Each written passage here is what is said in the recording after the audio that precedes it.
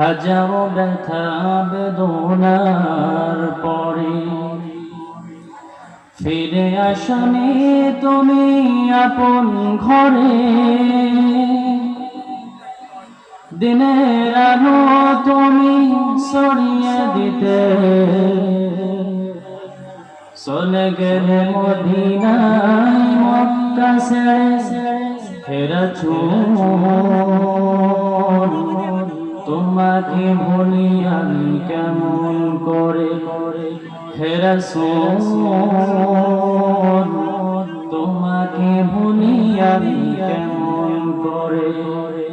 হাজারো ব্যথা বেদনার পরে ফিরে আসনি তুমি আপন ঘরে। দিনের আলো তুমি ছড়িয়ে দিতে চলে গেলে মদিনায় মক্কা ছেড়ে। হে রাসূল তোমাকে ভুলি আমি কেমন করে। হে রাসূল তোমাকে ভুলি আমি কেমন করে। সম্মানিত হাজিরিন, আমরা আল্লাহ তাআলার শুকর আদায় করি যে মহান রব্বুল আলামিন আমাদের সকলকে হাজার হাজার লক্ষ লক্ষ মানুষের মাঝ থেকে যাচাই বাছাই করে পছন্দ করে আল্লাহ তাআলার জান্নাতের বাগানে আপনাকে আমাকে আসার বসার তৌফিক দান করেছেন। সেই মহান রব্বুল আলামিনের প্রতি শুকরিয়া আদায় করছি, সকলেই পড়ছি আলহামদুলিল্লাহ। দরুদ পাঠ করছি সেই নবীর প্রতি, সাইয়্যিদুল মুরসালিন খাতামুন নবিয়্যিন আশরাফুল আম্বিয়া ওয়াল মুরসালিন হযরত মুহাম্মদ, সকলে বলি সাল্লাল্লাহু আলাইহি ওয়াসাল্লাম। সম্মানিত হাজিরিন, আজকে এই তাফসীরুল কোরআন মাহফিলের মাগরিব থেকে শুরু হয়েছে আলোচনা। সুতরাং এখানে একটা কিতাব থেকে আলোচনা করা হয়, সে কিতাবটার নাম কি সকলেই বলুন তো? আল কোরআন। এই কিতাব কি সাধারণ কোনো কিতাব নয়, এটা কোনো সাধারণ কিতাব নয়। এই কিতাব এমন একটি কিতাব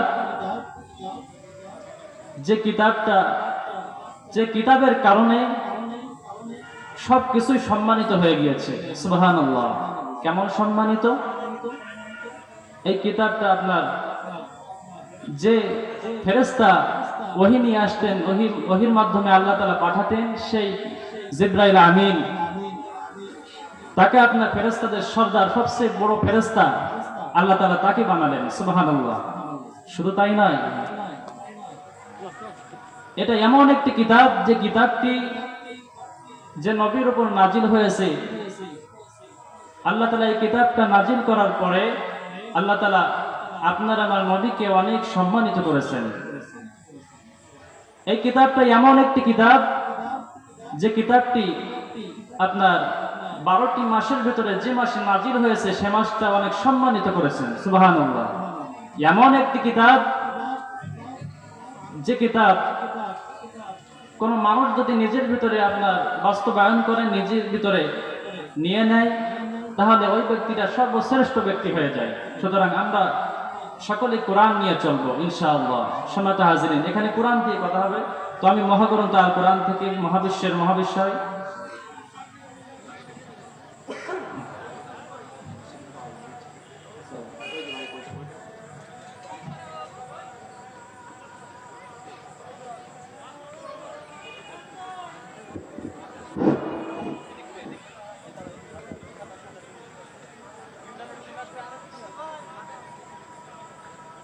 আল্লাহু আকবার, আল্লাহু আকবার, আল্লাহু আকবার, আমি আপনাদের সামনে মহাবিশ্বের মহাবিশ্বয় মহাগ্রন্থ আল কোরআন থেকে কোরআনুল কারীমের 16 নম্বর সূরা সূরা নাহলের 90 নম্বর আয়াতে কারিমা তেলাওয়াত করেছি। এই আয়াতের ভিতরে আল্লাহ রাব্বুল আলামিন আমাদের সকলকে 3টা আদেশ দিয়েছেন এবং 3টা নিষেধ করেছেন। কি নিষেধ করেছেন আর কি আদেশ করেছেন আমরা শোনার চেষ্টা করি। সম্মানিত ভাইরা, আল্লাহ রাব্বুল আলামিন কোরআনুল কারীমের 16 নম্বর সূরা নাহলের 90 নম্বর আয়াতে কারিমার ভিতরে সুন্দর করে জানিয়ে দিচ্ছেন, ইন্নাল্লাহা ইয়া'মুরু বিল আদলি ওয়াল ইহসানি ওয়া ইতা'i যিল কুরবা ওয়া ইয়ানহা আনিল ফাহশাই ওয়াল মুনকারি ওয়াল বাগই يعظكم لعلكم تذكرون। আল্লাহ রাব্বুল আলামিন বলছেন, নিশ্চয় আল্লাহ তাআলা তোমাদেরকে ন্যায় বিচারের আদেশ দেন, সদাচরণের আদেশ দেন, তোমাদের নিকট আত্মীয়দের দানের আদেশ দেন এবং তোমাদের অশ্লীলতা থেকে নিষেধ করেন, মন্দ কাজ থেকে নিষেধ করেন, সীমালঙ্ঘনকারী থেকে নিষেধ করেন। তিনি তোমাদেরকে উপদেশ দেন। তিনি তোমাদেরকে যে উপদেশ দিচ্ছেন, কিসের জন্য দিচ্ছেন? আল্লাহ বলছেন যাতে তোমরা শিক্ষা গ্রহণ করো।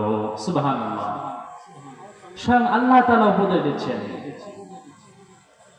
যে বান্দা 3টা আদেশ গ্রহণ করো আর 3টা নিষেধ করছে। এই নিষেধ, এই কাজগুলো থেকে তোমরা বিরত থাকো, এই কাজের ধারে কাছে তোমরা যেও না। 3টা আদেশ করেছেন। 1 নম্বর, তোমরা ন্যায় বিচারের ভিতরে থাকো, ন্যায় বিচার করো। ইয়া'মুরু বিল আদল, ইহসান করো, সদাচরণ করো এবং তোমাদের নিকট আত্মীয়দেরকে দান করো। আর নিষেধ করেছেন কি? নিষেধ করেছেন হলো অশ্লীলতা থেকে নিষেধ করেছেন, মন্দ কাজ থেকে নিষেধ করেছেন, সীমালঙ্ঘনকারী থেকে নিষেধ করেছেন। এই 3টা হলো আদেশ আর এই 3টা হলো নিষেধ। সুতরাং 6টা পয়েন্ট এই আয়াতের কারিমার ভিতরে আল্লাহ তাআলা তুলে ধরেছেন। সম্মানিত হাজিরিন, তো আমরা একটা একটা করে আমরা সুন্দর করে শোনার চেষ্টা করি, বোঝার চেষ্টা করি, যতটুকু সম্ভব, যতটুকু আমরা শুনতে পারি। আল্লাহ তাআলা আমাদেরকে কবুল করুক। সম্মানিত হাজিরিন, তো প্রথম নম্বরে আল্লাহ তাআলা বলছেন যে ইন্নাল্লাহা ইয়া'মুরু বিল আদল। নিশ্চয়ই আল্লাহ তাআলা আমাদেরকে বলেছেন, ন্যায় বিচারের আদেশ করেছেন, ন্যায় বিচার করতে বলেছেন। ইয়া'মুরু বিল আদল, আদল মানে ন্যায় বিচারের আদেশ। আরো যদি গভীরে আপনি যান, আদল শব্দের অর্থ হলো আপনার সমন্বয়, ভারসাম্য। আদল শব্দের অর্থ মধ্যম পন্থা। সুতরাং আদালত